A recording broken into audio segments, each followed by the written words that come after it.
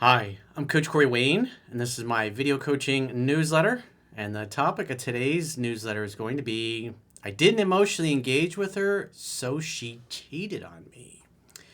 I've got to email this guy. He's 31 years old. And so for the past year, he's had kind of a casual girlfriend. Really, when you go through his emails, they've mostly been friends with benefits. And so when he was busy, focused on his business and his work, he's got a side hustle he's got going. He wasn't paying much attention to her. And you get the sense from just reading through this that he really was never that into her.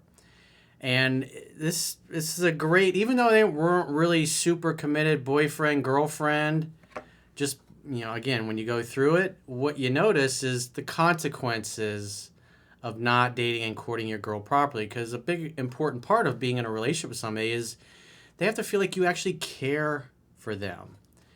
And the way this guy behaved or treated this girl, he treated her like he just really didn't care for her that much. And quite frankly, that's pretty accurate. Because remember, rejection breeds obsession. And so what ends up happening is he goes over to her house and sees her walking, holding hands with a male coworker of his. Obviously, he was devastated. And then so from that point forward, he goes from not really caring too much to rejection breeds obsession to I got to make her my girl.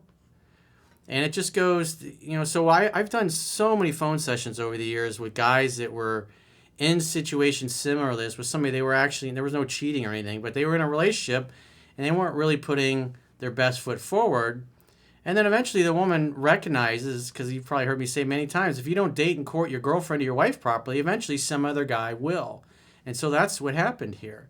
And so I've done countless phone sessions with guys, whether it's their wives or their girlfriends, and they want to leave their husbands or their boyfriends just because the guy doesn't really care. And when he tells me, when we go start out in the phone session, I really wasn't that into her. And it's like they only cared and want her back because they got dumped, because rejection breeds obsession.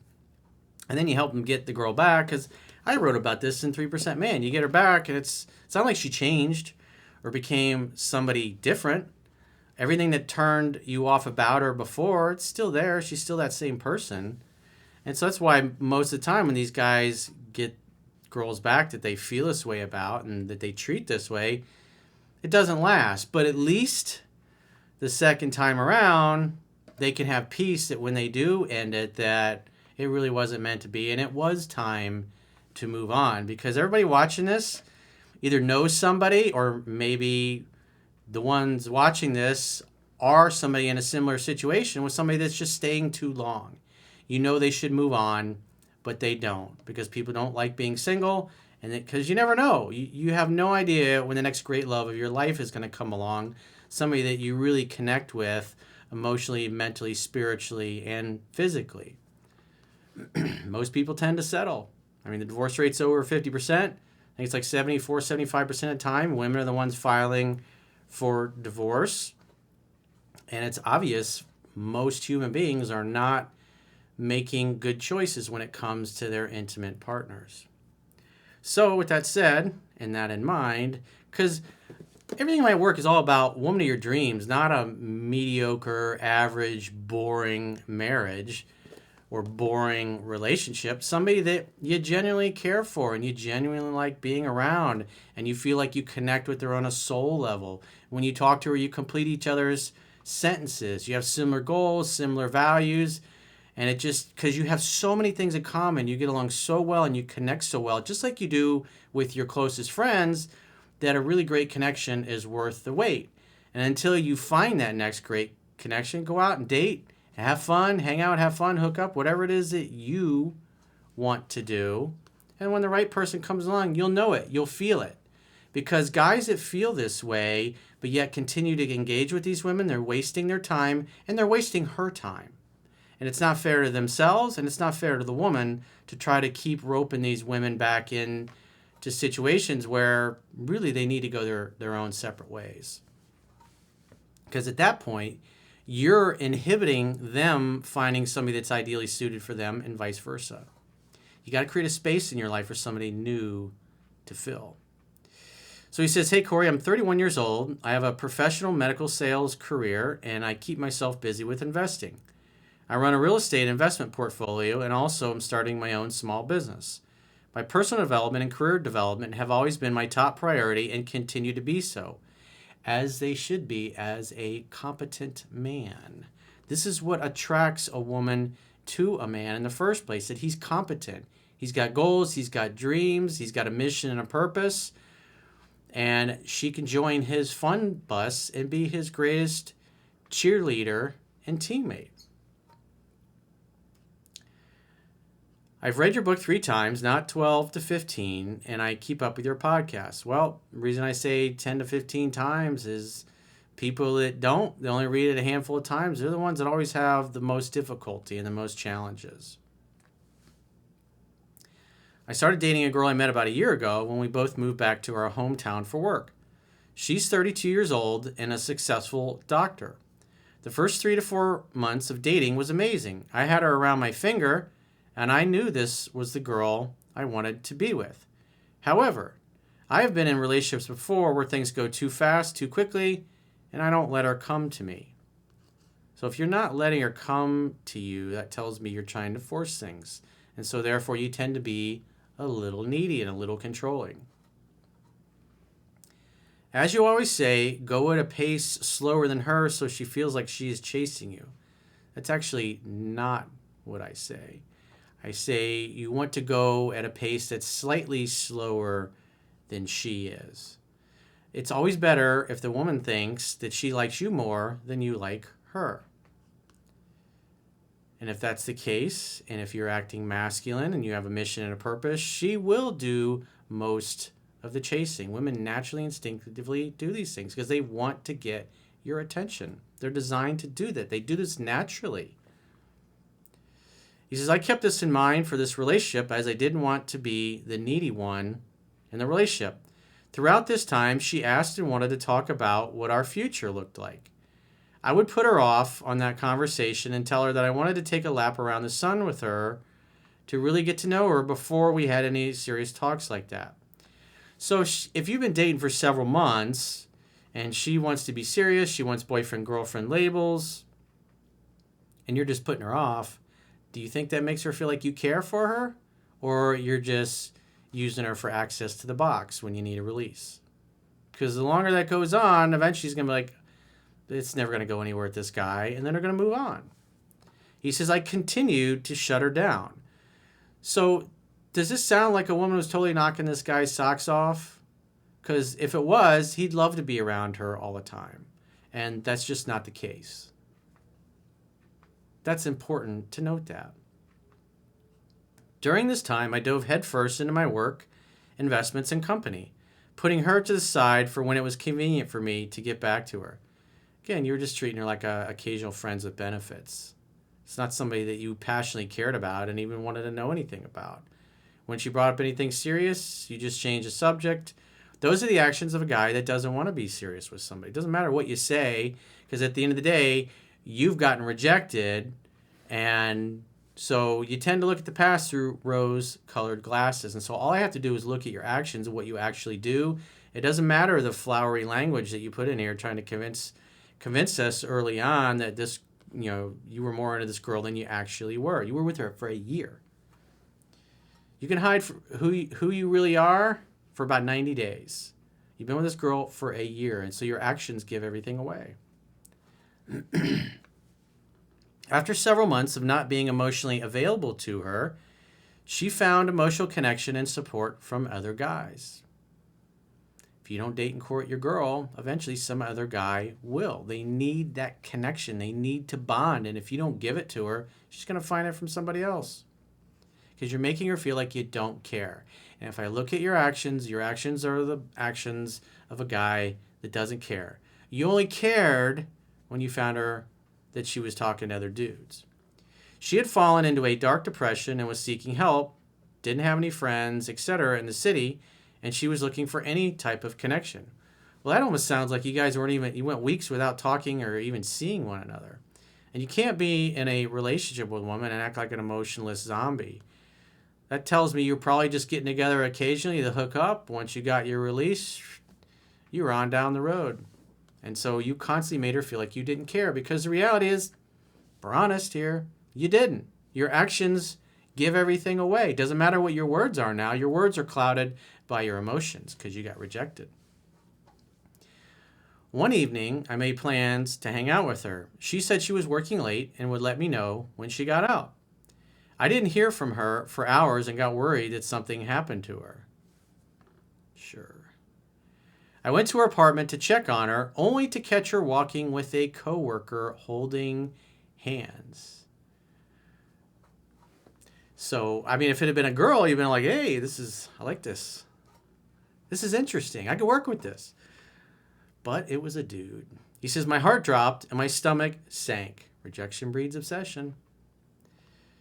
Because the bottom line is he felt over those preceding weeks and months that she was slipping away. And he knew deep down he wasn't putting in the effort that he needed to do to make her feel heard and understood and loved and supported and cared for.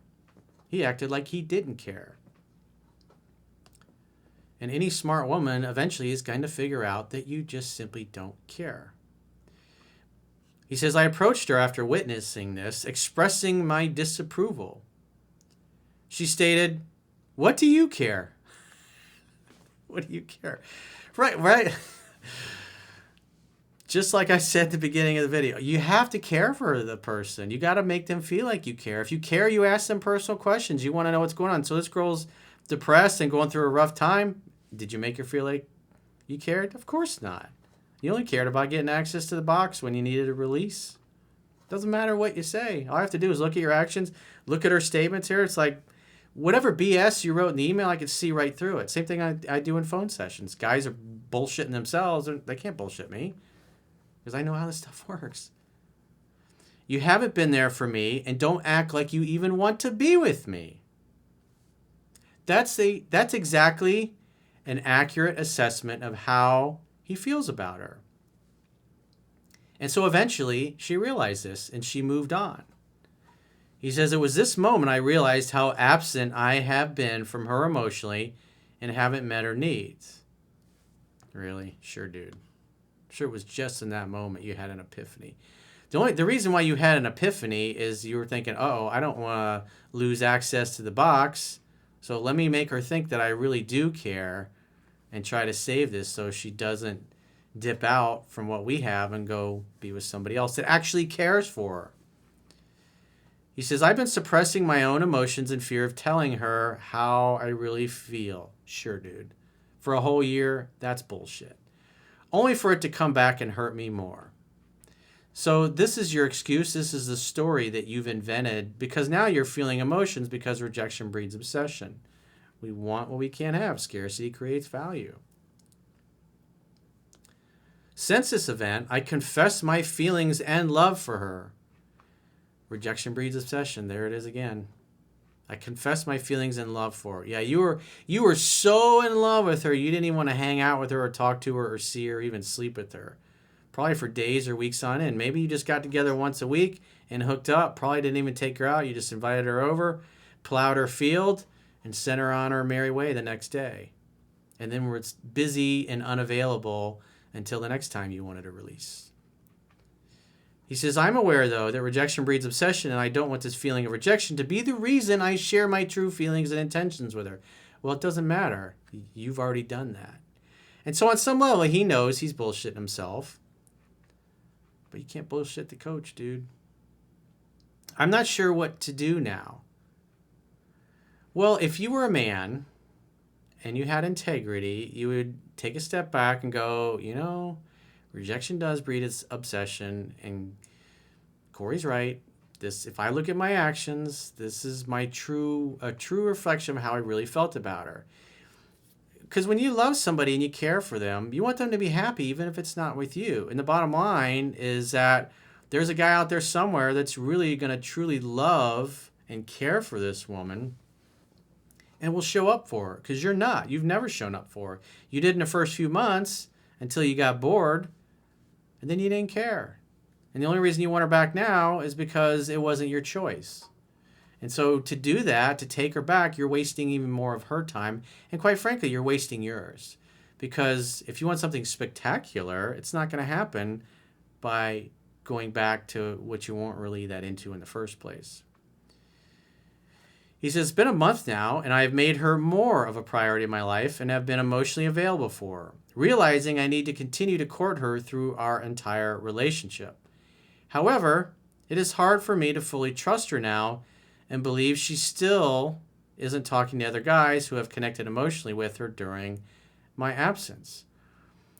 Well, I don't really know what kind of a commitment you really had to her, because it doesn't sound like you guys were together, because as you said in the email, you kept putting her off and treating her like she was just a friends with benefits. So if I were her, if I was advising her, I'd be saying, keep your options open. Like, that dude's not that into you.